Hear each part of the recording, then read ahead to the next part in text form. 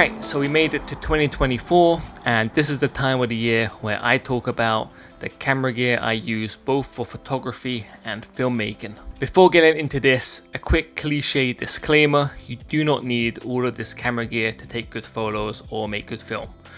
I get asked this question all the time, hence why I make this episode, but you really don't need all the lenses or the cameras I'm going to talk about. Secondly, this gear won't magically make you a better photographer. It's a bit like taking Picasso's paintbrush and then expecting yourself to paint like Picasso. It's just not going to happen. Not comparing myself to Picasso, but you get what I mean. One last thing, I have a link with all the gear I use in the description down below. Now, with that out of the way, let's get into this.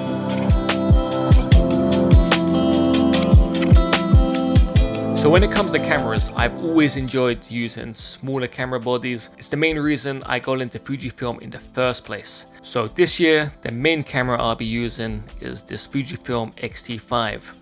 And pretty much since it was released, it's been my go-to camera for everything, both photography and video. I've been really impressed with the video and photos I've been able to capture with it. And for what it does, it's actually pretty lightweight and compact too. Next up is the Fujifilm X-H2S, which is actually recording this episode. Now, I use this camera for my professional video work. I find it to be slightly large and heavy for street photography, but if I'm doing any type of high-speed photography, say motorsports or football, or if I'm capturing some wildlife, then the X-H2S is a better camera than the X-T5. Now, for most street photography, I find the X-T5 or even the X-T4 to be more than good enough, so I don't really use the X-H2S for that, but it comes with me when I travel as well, works out as a backup camera, and as I said previously, it is a step up over the X-T5 in the video department as well. I also use this Ricoh GR3X. Now, this is kind of my walk around camera. If I'm going to the shops or just around the park or something, I'll slip this into my pocket. Honestly, I think it's a bit of a luxury camera in that if you're new to photography or you're not sure what camera to get, I wouldn't go for the Ricoh GR3X. There's a very specific type of use case for this camera, and I don't really feel that it fits most photographers. In my case, as I do photography for a living, I always want to have a camera next to me, and there are times where I don't want to carry my larger X-T5 or X-H2S. In those instances, I just slip this into my pocket and walk around with it. Also, in some locations, I might not want to take out a larger camera bodies. Some places around the world or some neighborhoods, you got to be a bit careful, and in those instances, again, I bring the Ricoh GR3X. But in terms of quality, despite its small size, this has the same sized sensor as my Fujifilm cameras. Now, quality wise, the Fujifilms do take better photos, especially at nighttime, but you can get really good shots with this. I've done a couple episodes on this channel with the Ricoh GR3X, so if you are interested in it, check out those videos and you can get a better idea of what type of photos you can get with this camera.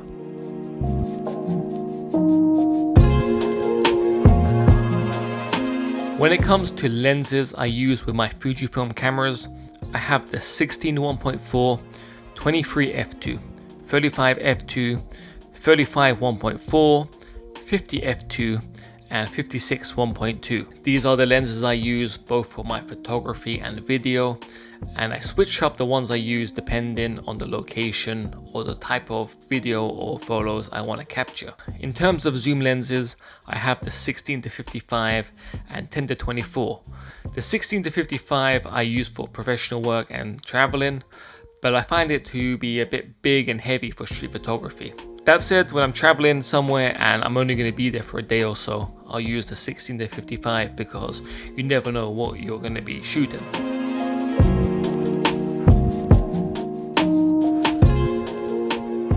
Alright, so on to bags and accessories. I don't really take that much stuff with me when I go out shooting.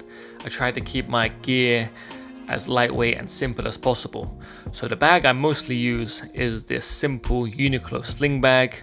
I can fit my batteries, a filter and some lenses in here if I have to. And I can even get my camera in there if I have a small lens. In terms of accessories, I use the AirPod Pro 2s when it comes to listening to music while I'm walking around shooting. Also, sometimes I like to use a ProMist filter, so I will just slip that into my bag if I feel like using it. So when it comes to editing, I use my MacBook Pro 14-inch and iPad Pro. These are both the M1 Max, so they aren't the newest versions, but I find them more than fast enough for all of my editing needs. I edit all of my photos on Adobe Lightroom, and when it comes to video, it's a mix between Final Cut and DaVinci Resolve. Finally, I use an Instax wide printer to print off my favorite pictures from shoots. I think it's really important to turn the photos you take into a physical item. The quality is actually pretty good, and you can just print the photos from your phone. So you can edit them on your laptop, send them to your phone, and then print them off on the Instax wide printer.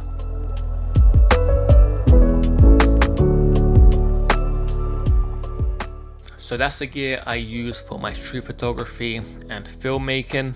As I said, I like to keep things pretty simple and not too complicated, but if you have any questions about the gear I use, drop them in the comments down below and I'll make sure to get back to you. Before ending this episode, I just want to say a massive thanks for all the support over the past year when it comes to watching these episodes, sharing them, engaging with them, picking up my preset pack. It really does make the world of difference and allows me to create these videos. So I just want to really thank you guys for all the help and all the support. But yeah, thanks for watching and I'll catch you in the next one.